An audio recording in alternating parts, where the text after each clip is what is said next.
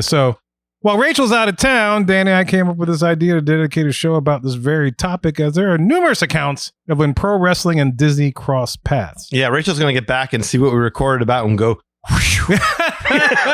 glad I missed that one. I don't know. This is like peanut butter meet gold. Like I didn't think these two things could come together, but y'all made it happen. Oh, they have Often. quite a few times. There's going to be a lot that gets left out because we found so much. Yeah. But we just wanted to concentrate on a few stories that we thought were entertaining. Entertaining, interesting for sure. Maybe we'll address those other stories in another Historically show. beneficial? Absolutely, yeah. Oh, well, get to it, brothers. Now, for a lot of you out there, maybe not wrestling fans, or maybe you are, when you think of pro wrestling and Disney, the first name you think of, especially as of late, is who? If you smell Yes. what the Rock is cooking. The final boss. Dwayne "The Rock" Johnson is currently big in the Disney universe, most recently as the voice of Maui in the Pixar movie Moana and Moana 2, the boat skipper Frank Wolf in the 2021 Disney movie Jungle Cruise with Emily Blunt. And before that, he played Jack Bruno in the 2009 remake of Race to Witch Mountain. Mm-hmm. And before that, he was Joe Kingman in the 2007 Disney sports comedy The Game Plan. There you go. Yeah. So anyway, the other name some people may have yelled out to their stereos or however they listen to this podcast is Bautista. You know, Guardians of the Galaxy. Guardians of the Galaxy, that whole thing. Yeah, but he's compared to The Rock, he's kind of secondary. Yeah, he's not a leading man. Yeah, The Rock really opened it up. He was it. Yeah. He's Batista always follows last. I ain't worried about Batista. Exactly. Yeah. However, before these guys, there were several other instances in which the worlds of pro wrestling and Disney have collided.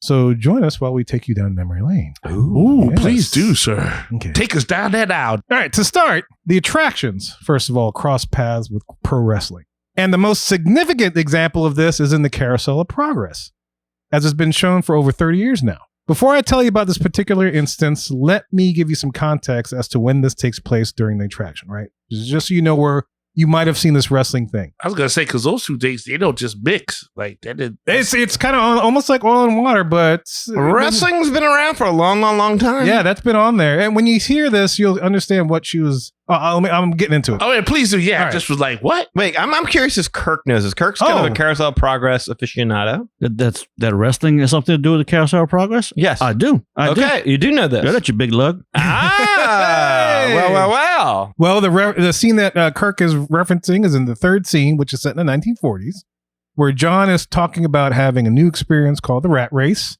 in which he takes part in a thing called commuting. His mother, I'm assuming it's his mother, says that that's what's called progress there. And then John goes into a spiel about how they now have television and they get the news. And then you cut to a side scene behind a scrim in which you see Grandma in front of the TV watching some dancing show. And then Grandpa's snoring.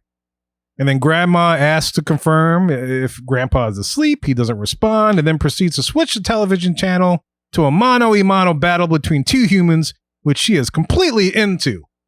So just for give you a little bit of what's happening in this particular scene, let me go ahead and play this part of the ride for you guys. And so if you're listening on the podcast, you can check it out. I'm going to share it with these guys here in studio.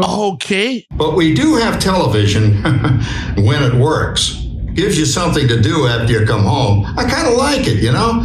Guy named John Cameron Swayze gives us all the news. And then they have all this singing and dancing. A lot of fluff, but it's fun.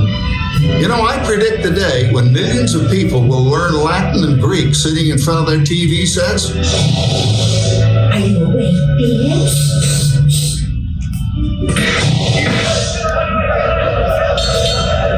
Get him and left, you big love. Yep, there you go. And then the show moves on. Oh, I've always Sounds like thought it. that was boxing. Yeah, I thought so too. That's Grandma watching wrestling. Oh, wow. She is definitely watching wrestling. And of course, it's a black and white clip of two wrestlers and a referee.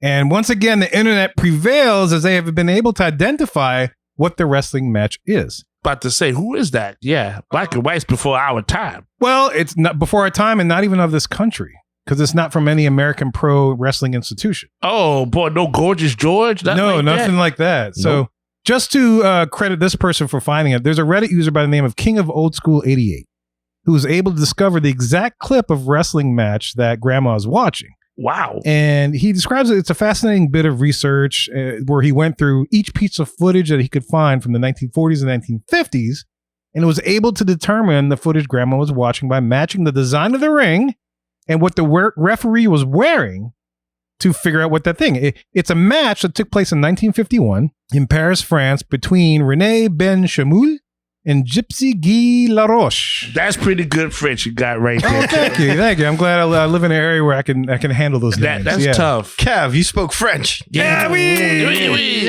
that's such a small picture on there that like props to him to find that. Yes. Like, wow. That's dedication. That is Dedication. He's king of old school for a reason, man. I think that name fits him for finding that clip.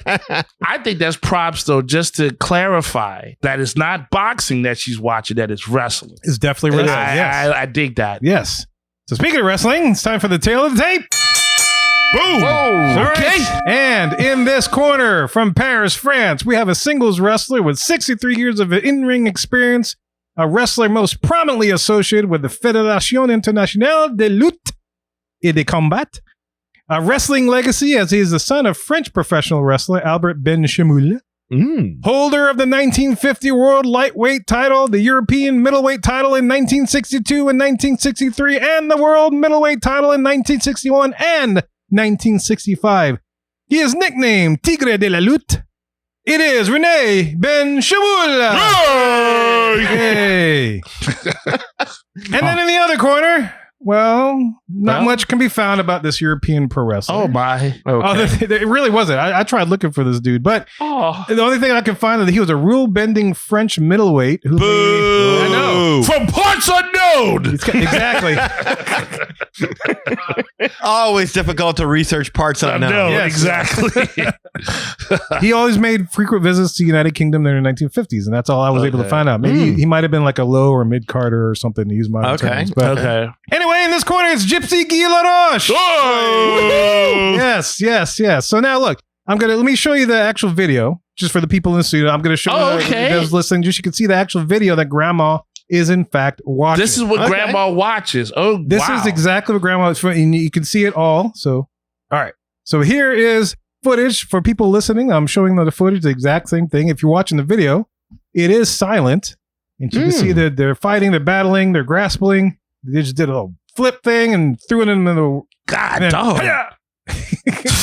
That's a lot of action right there. Man, it doesn't look like much has changed. I'll be honest with you. I'm watching this, and this is like watching wrestling last Friday. Yeah. There's no flips, but yeah, the speed. but watch this.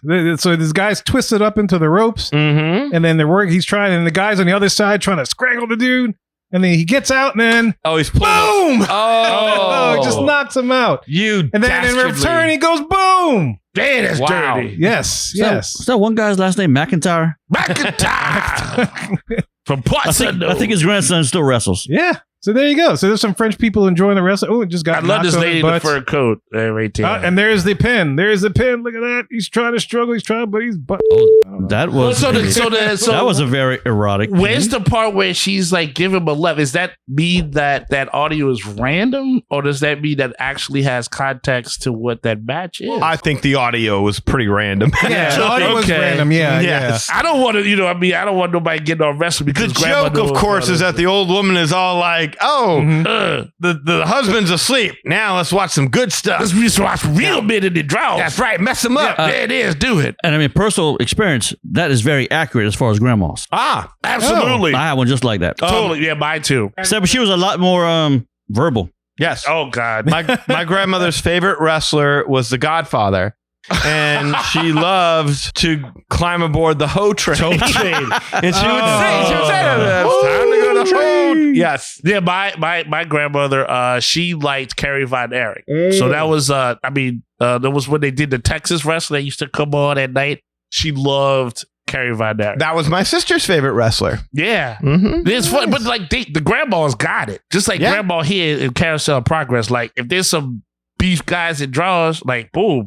They was body. Keeps you young. I miss grandmas. Sure. I really miss grandmas. There's no they more was grandmas no more. Yeah. There's Mimis. And there's Mammies. Yeah. Susus. Susus and Chi-Chis and Grammys. And like there's no mamas no more. No, because like the grandmas knew what was up. Like, right. And again, like every person who's a wrestling fan probably had a dad that watched it with it, but like the grandma's the one that sold it. Yeah. She's the one that jumped into it. Like just again, Like grandma here, give him a left, you big lug.